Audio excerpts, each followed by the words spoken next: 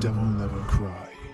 What is up everyone, it is me DevilNeverCry, and in today's video we'll be talking about Alan Wake 2's final previews, rounding up a lot of information you might have missed, focusing on how exactly this game differs from the original.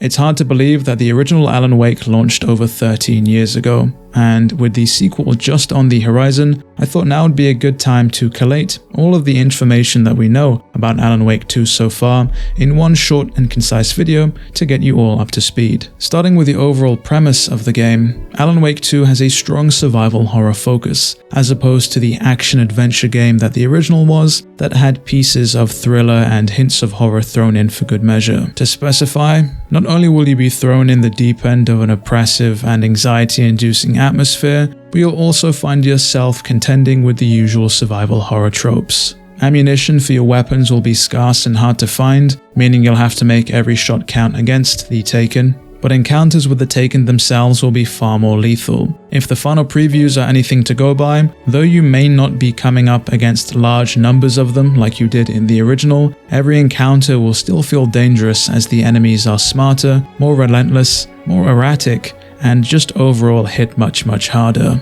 Like the original, light still plays a central theme in Alan Wake 2, in which you'll have to burn away the darkness from the Taken, the enemies that you face, before you're able to damage them with any of your weapons. You'll still find yourself hunting around for any batteries you can get your hands onto, whilst conserving what little power you have left. Alan Wake 2 has you fill the roles of two separate protagonists, the first of which is being the titular Alan Wake, the acclaimed writer currently trapped in the Dark Place, which in this game seems to have manifested as a ominous and foreboding version of New York. Seemingly, Alan's main goal is to escape the hell that he's conjured up for himself all those years ago.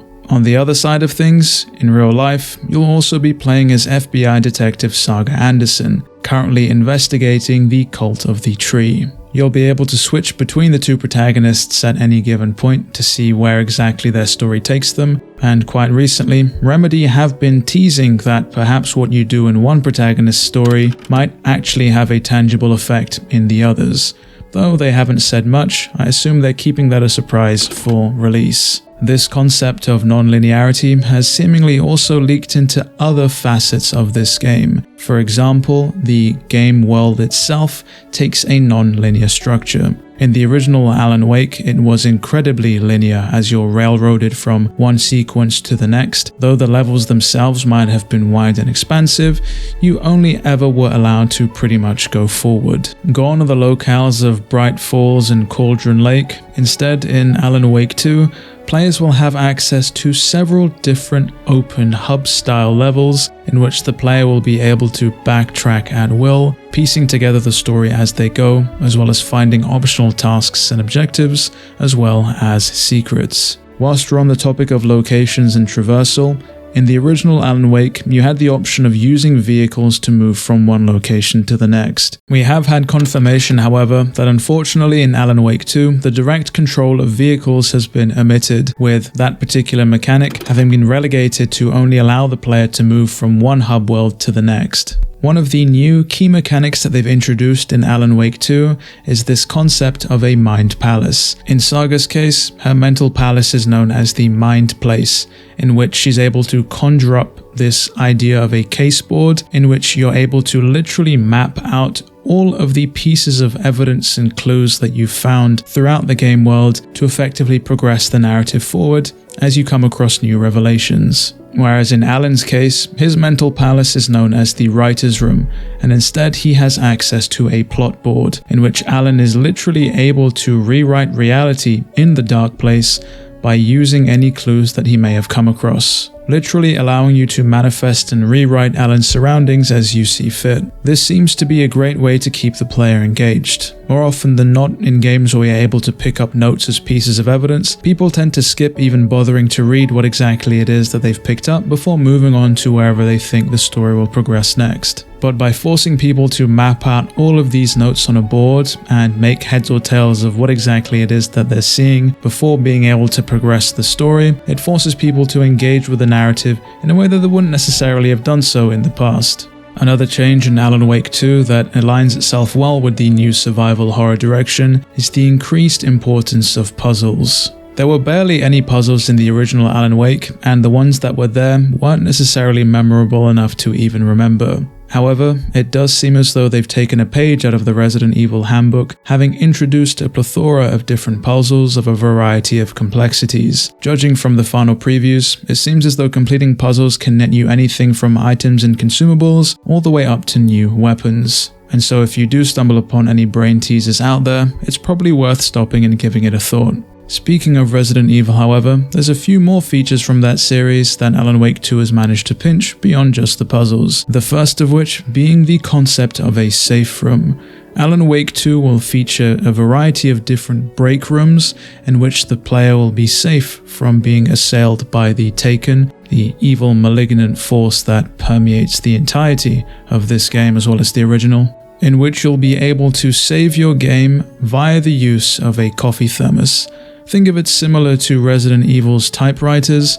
Long gone are the days where you could just simply save from the menu like the original Alan Wake. Instead, you'll only be able to save your progress at these very specific points that can only be found in very specific locations. Though thankfully in Alan Wake 2, it seems as though the coffee thermoses are multi-use and not a one-time thing only, meaning you won't have to worry about finding some form of an ink ribbon or a coffee alternative to save your progress. One of the other things you can also do inside of a break room is also store any of your equipments and weapons, and that's because in Alan Wake 2, the player will have a finite, limited inventory. In the original Alan Wake, the game pretty much threw whatever it wanted at you.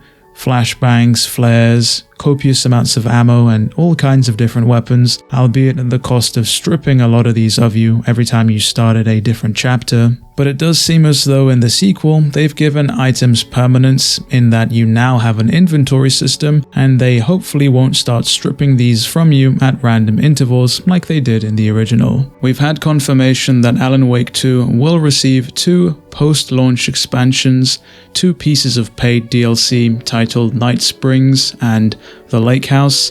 Going by the paid DLC that Control received, Night Springs and The Lake House will likely be pretty hefty in size.